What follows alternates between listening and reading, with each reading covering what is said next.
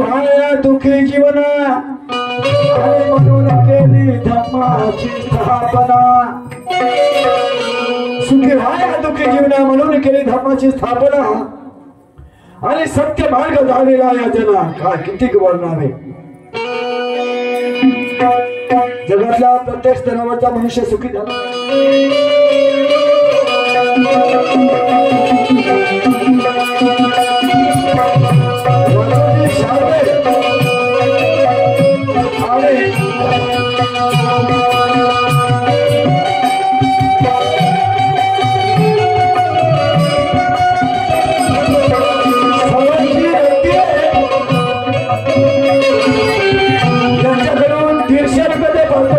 म्हणजे 150 रुपयाचं मंडळ कोणत्याला माहिती बोलत आहे।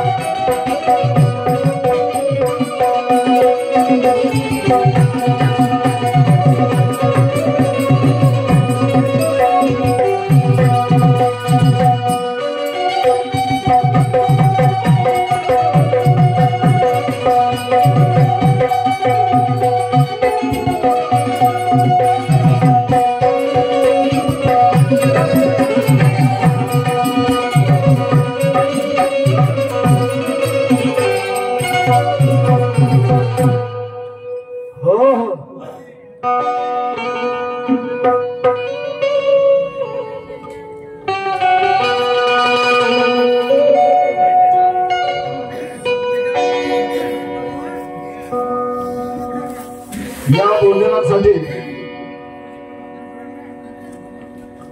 बाबासाहेबांनी 3 लोकांना आपला आदर्श मानला आहे। बुद्ध, कबीर आणि फुले।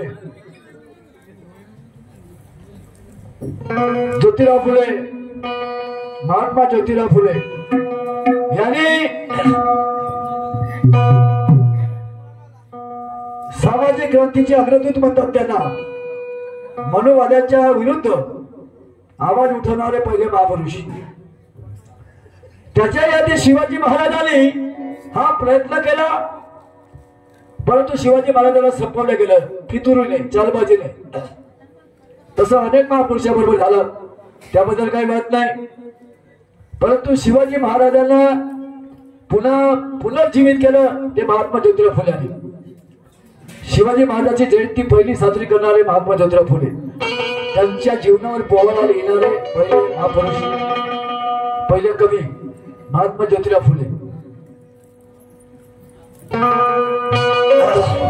परंतु त्यांचाही असंख्य छळ करण्यात आला। सावित्रीबाईच्या, महात्मा फुल्यांच्या, स्त्रियांच्या गतीला पारावार नव्हती त्यावेळेस।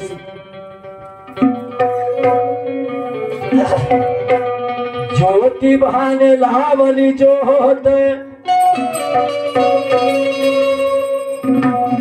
त्याची सावित्री झाली महापावात। ज्योतिबाने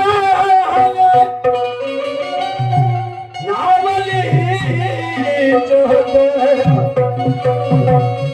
त्याची सावित्री झाली महापावात।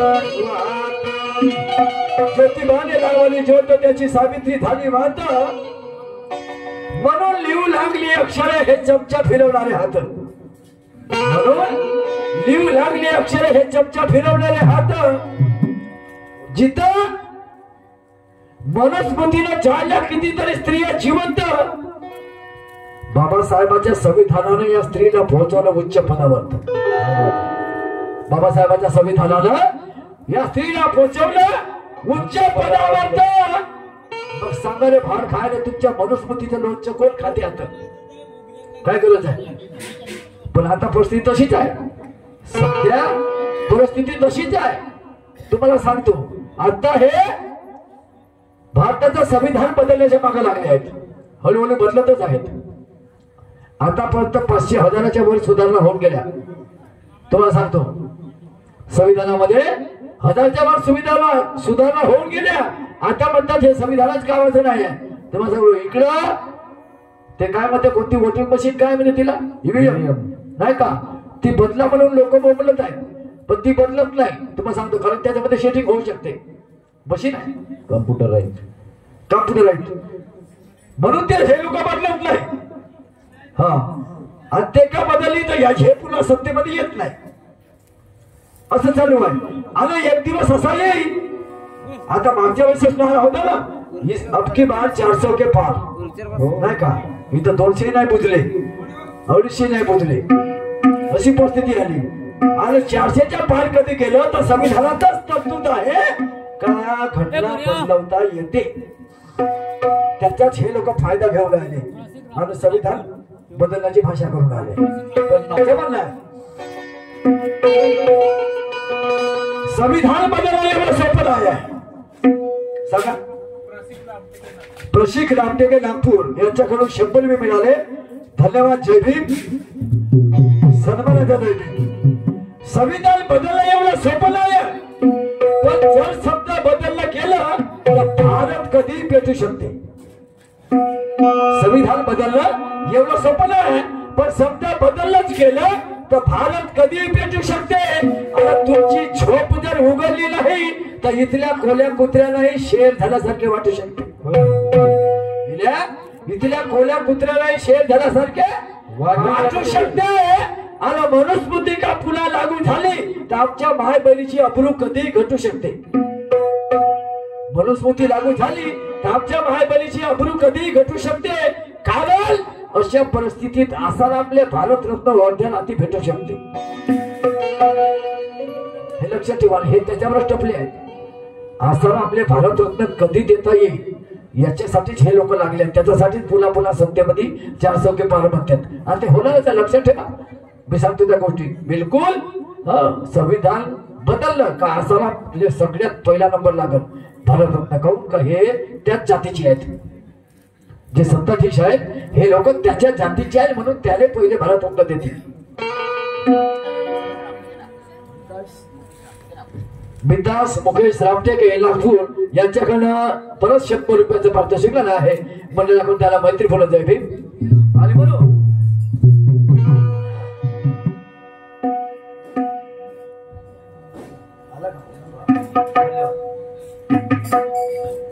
यालाही द्यानच्या, हो सगळ्यांसाठी द्या. नाही तर ममताची माल्यावर मालदार धुऱ्यावर होईल, तसं नाही झालं पाहिजे. बिचारे बसले आहेत, एवढे तरी लोक आहेत, बरं आहे. आम्हाला 5 पाठवासारखे लागतात. आणि कोणी दिसणार एका ठिकाणी भजनाला गेलो, तुम्हाला सांगा, आता मी तमासगिरी माणूस आहो, मी आता जास्त बोलत नाही, त्या हिशोबाचं बोलत नाही, तर तुम्हाला हसू वाचू पर्यंत करून टाकले असते.